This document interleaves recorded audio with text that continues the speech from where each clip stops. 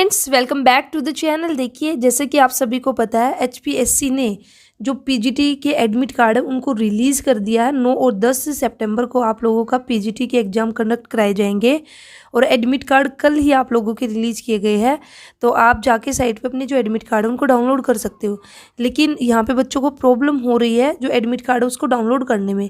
तो जो admit card है वो आप लोगों का डाउनलोड ही नहीं हो रहा है। ठीक है, तो देखिए आपको क्या करना है।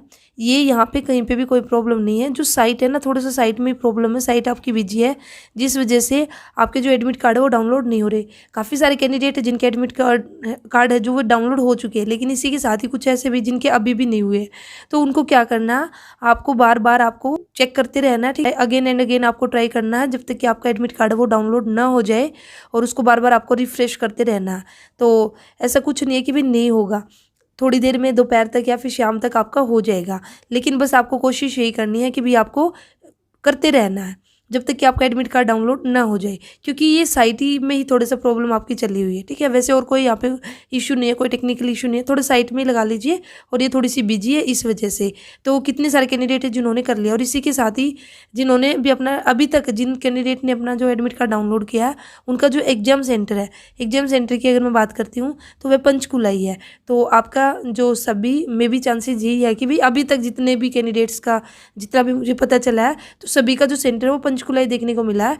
तो भी मे बी यहाँ पे सेंटर एक ही रखा गया है और वह आपका पंचकुला।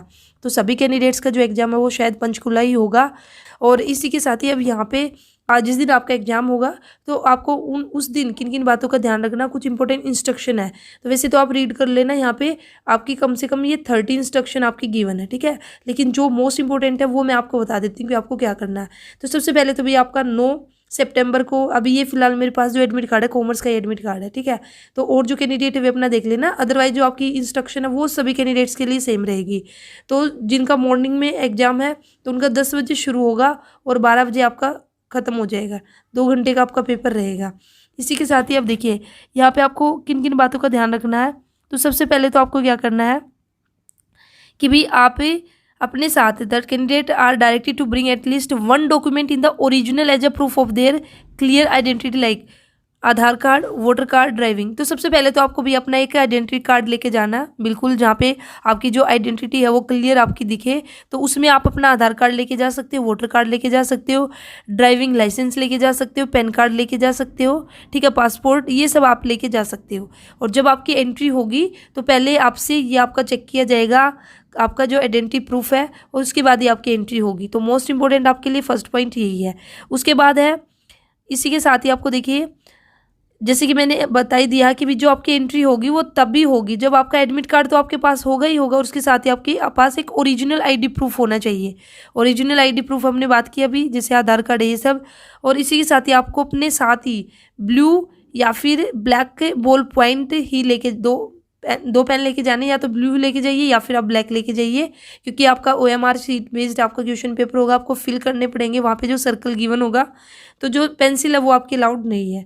ठीक है, अब नेक्स्ट इसमें देखिए, इन केस ऑफ, ये तो आप देख लेना कि भी अगर आप नकल करते पाए गए तो फिर वही आपको पनिशमेंट दी जाएगी, वो कैसे भी आपको पनिशमेंट देख सकते हैं। अब इसके बाद देखिए नेक्स्ट हमारा क्या है इंपॉर्टेंट है, 7th पॉइंट आपका कि भी आपको मोबाइल फ़ोन है, ब्लूटूथ है, आपके टैबलेट्स है, पेपर है, या अदर कोई भी ऑर्नामेंट्स वगैरह, पर्स, बेल्ट, ये सब आपके अलाउड नहीं होंगे। तो इसलिए आपको एडवाइस दी जाएगी कि भाई इनको साथ में न लेके जाए। ठीक है, अगर लेके गए तो फिर वहाँ पे निकलवा दिया जाएगा। नेक्स्ट आपका इसी के साथ ही आप लोगों की जो बायोमेट्रिक अटेंडेंस है वो आपकी होनी जरूरी है और वो कंपलसरी है। तो अभी से ध्यान से सुन लीजिए कि वहाँ पे आपको अपनी बायोमेट्रिक जो अटेंडेंस है वो देनी है, बायोमेट्रिक वेरिफिकेशन है वो आपको करानी है। अगर कोई किसी बच्चे की ना हो बाई चांस से, तो आपको खुद से ध्यान रखना है कि भाई मेरी जो बायोमेट्रिक अटेंडेंस है वो नहीं हुई है। तो आपको खुद वहाँ पे इनविजिलेटर है उनको बोलना, वैसे तो हो ही जाएगी, ऐसा तो रेयर ही चांस है कि भी ऐसा हो किसी बच्चों की बायोमेट्रिक अटेंडेंस ना हो, बट मे भी हो सकता है कि भी अगर कोई बच्चा छूट भी जाए, ना याद रहे, कुछ भी हो सकता है रीजन। तो ये आप लोगों की रिस्पॉन्सिबिलिटी है, आपको ध्यान रखना है कि भी मेरी बायोमेट्रिक अटेंडेंस हुई है या नहीं हुई है। क्योंकि अगर आपकी बायोमेट्रिक अटेंडेंस नहीं हुए और आप चाहे बेशक से फिर एग्जाम दे के आ जाना, फिर आपको अब्सेंट ही ट्रीट किया जाएगा। तो ये भी मोस्ट इंपॉर्टेंट है आप लोगों के लिए, ठीक है। इसी के साथ ही आपको, ये तो सही बात है, भी दूसरे की सीट पे नहीं बैठना, अपनी सीट पे बैठना, वहाँ रोल नंबर सब आपको मिलेगा। और वहाँ पे कैंडिडेट जो क्वेश्चन बुकलेट होगी, ठीक है, उस पर आपको अपना रोल नंबर लिखना, नेम लिखना। इसी के साथ ही आपका जो थंब इम्प्रेशन होगा वो सब आपका जहाँ पे जो भी होगा वो वहाँ पे इन्विजिलेटर आपको बता देंगे। लेकिन एक बार खुद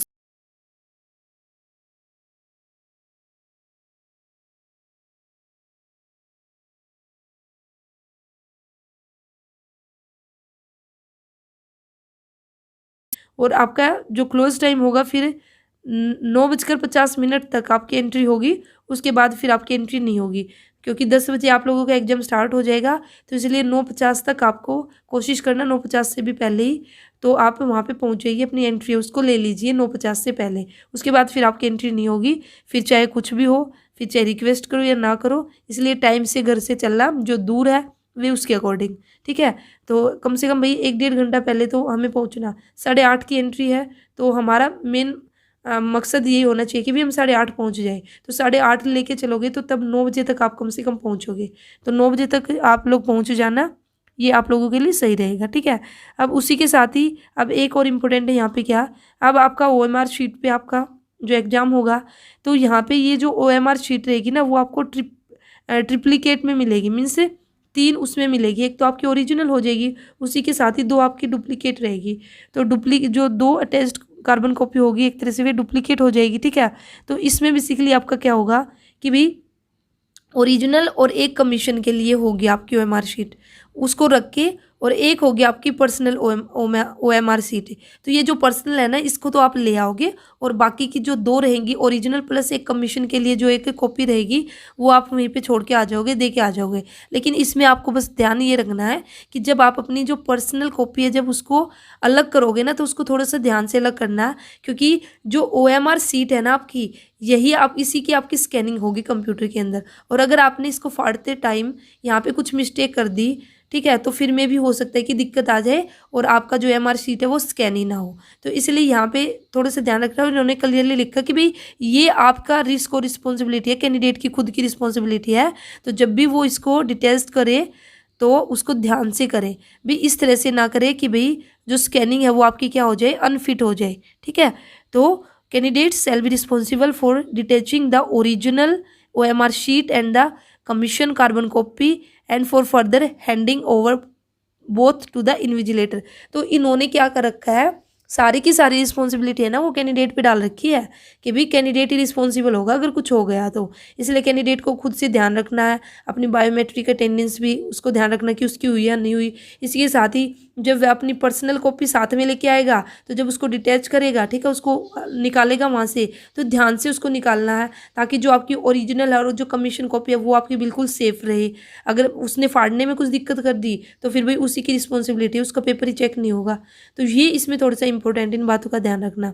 नेक्स्ट क्या है, इसी के साथ ही भी आपका एग्जाम कैसे स्टार्ट होगा, बेल बजेगी, बेल बजते ही एग्जाम स्टार्ट होगा और NBSE होगा, बेल बज जाएगी, ठीक है। ये सब आप देख लेना, और ये इतना वो नहीं है जो मैंने आपको बता दिया। इसी के साथ ही जो PWD कैटेगरी कैंडिडेट है भाई उनको थोड़ा सा एक्स्ट्रा टाइम मिलेगा, तो वे यहाँ पे उसके अकॉर्डिंग 20 मिनट या 30 मिनट जो भी है उनको एक्स्ट्रा फैसिलिटी तो उनको दी जाएगी।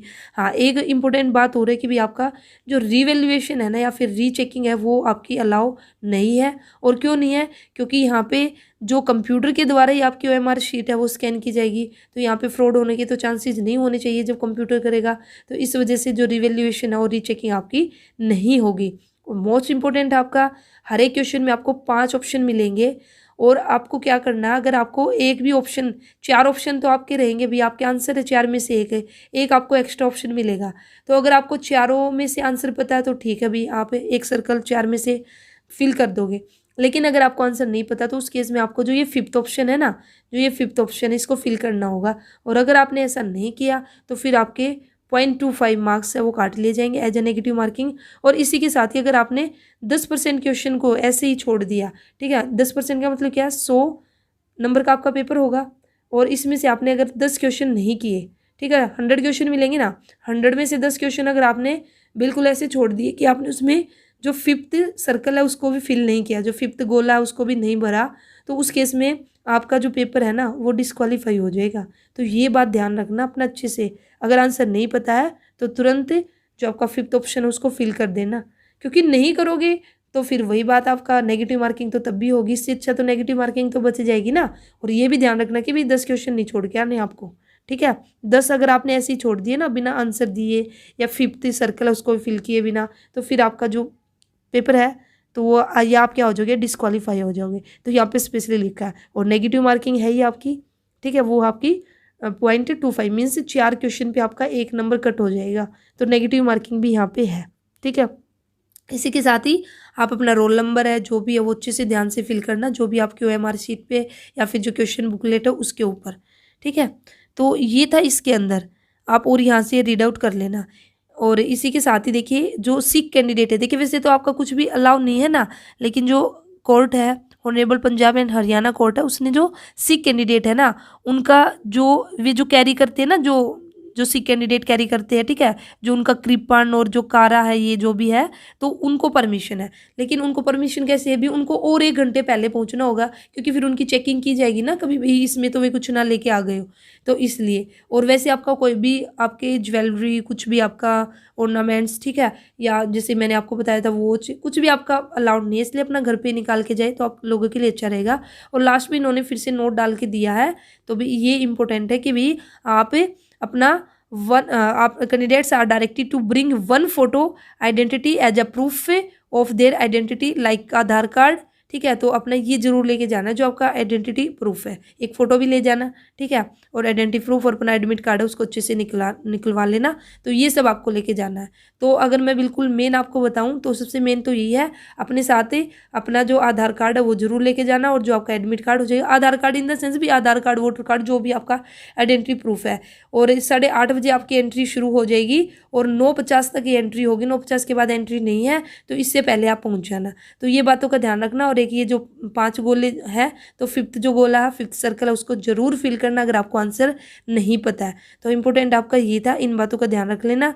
और इसी के साथ ही फिर आप अपना जो एग्ज़ाम उसको अच्छे से देने जाना। और अभी भी 1-2 बच्चा है जिसका एडमिट कार्ड नहीं डाउनलोड हुआ, तो वो बोल रहा है कि मैं भी हमारा जो एग्ज़ाम है वो पोस्टपोन हो जाए ड्यू टू G20। ऐसा कुछ नहीं है भाई, अब आपका एग्ज़ाम कोई पोस्टपोन नहीं होगा। एडमिट कार्ड आप लोगों के डाउनलोड हो रहे हैं। जिन बच्चों के अभी नहीं हो रहे तो मैंने उनको बता दिया, साइट में थोड़ी सी प्रॉब्लम है, तो आप बार बार आपको करते रहना, बार बार चेक करते रहिए। एक फ़ोन में कीजिए, एक में नहीं तो दूसरे फ़ोन में भी ओपन करके रख दीजिए, फिर उसको रिफ्रेश करते रहिए। तो इस तरह से जो आपका एडमिट कार्ड है वो निकल आएगा। और ये भी डाउट क्लियर हो चुका है कि भी जो आपका सेंटर है वो सभी बच्चों का पंचकुला में ही सेंटर है, तो पंचकुला ही आपको जाना होगा। अब आप देख लेना, अगर दूर है तो 1 दिन पहले चले जाना, ठीक है। पास है तो फिर तो कोई दिक्कत है ही नहीं तो जिनका दूर पड़ता है तो वो 1 दिन पहले जाके वहीं पे रुक जाए और नेक्स्ट डे अपना बिल्कुल आराम से एग्जाम दे।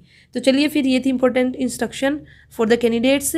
तो इनको एक बार आप खुद से रीड आउट कर लेना। तो इसके इंपॉर्टेंट मैंने इसमें बता दिया है मेन, और वैसे आप 30 इंस्ट्रक्शन है, इनको देख लेना। तो मिलते हैं नेक्स्ट वीडियो में। तो आप वीडियो अच्छी लगी तो लाइक कीजिए, कोई भी डाउट है तो आप कमेंट करके पूछ लेना। अगर आपका डाउनलोड नहीं हो रहा तो उसमें अगर कोई प्रॉब्लम आ रही है एडमिट कार्ड डाउनलोड करने में तो वो भी आप पूछ लेना, ठीक है। वैसे मैंने आपको बता दिया यही प्रॉब्लम है और कोई ज़्यादा प्रॉब्लम नहीं। तो मिलते हैं नेक्स्ट वीडियो में। Thank you.